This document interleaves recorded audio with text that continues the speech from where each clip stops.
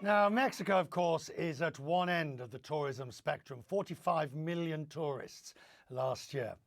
The other end, Greenland, gets 141,000 tourists last year, more than the population itself. And just after 7:30 in the evening in Nuuk, oh, what a gorgeous evening. The sun will set tonight at just after midnight. Midnight tomorrow morning. Isn't that spectacular? That's from the Earth Cam at Nuuk in Greenland. All of this is great news for tourists looking to see the unspoiled beauty. The views and the new airport are attracting more visitors. International carriers are already taking advantage. United flew from Newark to Nuuk last month, the first direct flight from the United States in nearly 20 years. The competition presents an opportunity for the flag carrier Air Greenland. The CEO, Nitter Sørensen, joins me from Nuuk. It looks like it's a glorious evening there for you. Air Greenland, I mean, you've got this vast opportunity to expand now. The question is how you take advantage of it. Yeah, Richard, welcome to Nuuk. It is indeed a beautiful sunny evening in Nuuk.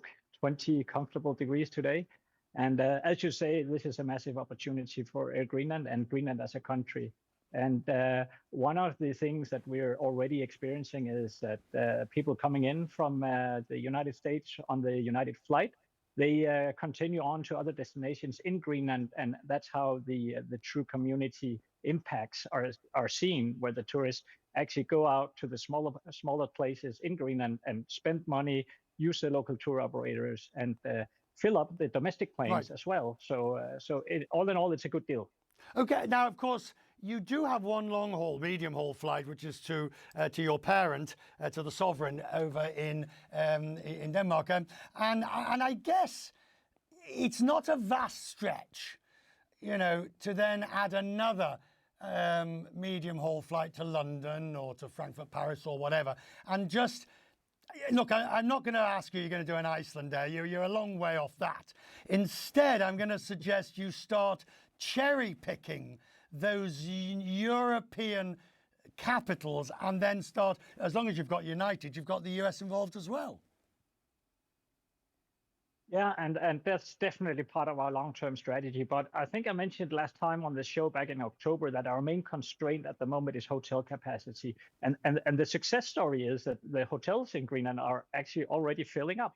So before we can actually start expanding new routes into Europe and the United States, we actually need to get the hotel capacity going up and expanding into the winter season to utilize the unused capacity in the other seasons. So definitely part of our long-term strategy and an option, but right now we have to organically grow a little bit more on the incoming capacity. I don't want to be the person who always manages to see a cloud on the horizon, but the moment it starts, it will be very difficult to stop.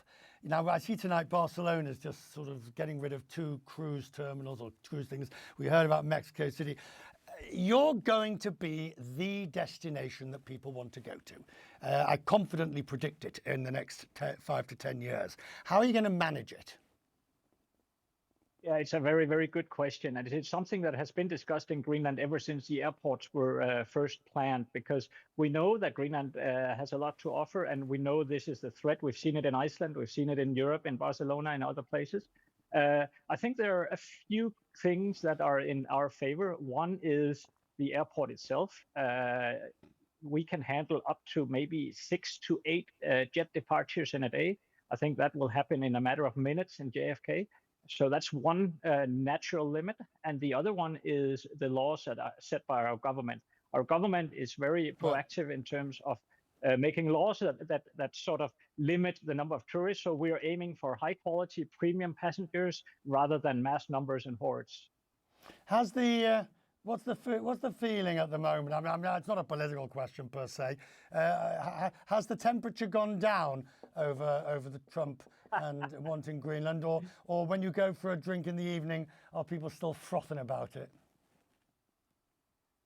I think the temperature has gone down a little bit, which is good. But I think this whole situation has also sparked some necessary discussions, and it has definitely helped us as a business. And I think it has sparked even more interest in Greenland. So but definitely the temperature is a little more cool now than it was back in a few months ago. What's the helicopter behind you and what do you use it for? So that's a very good question. So the helicopter is a multi-use tool. It's a Swiss Army knife. It's the backbone of the mineral exploration activities, looking for minerals for the green transition, but it's also doing flights with tourists. It's just been out today, actually, with some Europeans and some Americans. And it also does infrastructure repair work on our communication networks. It transports passengers and does even medevacs. So it's a very, very versatile. Great tool. Good.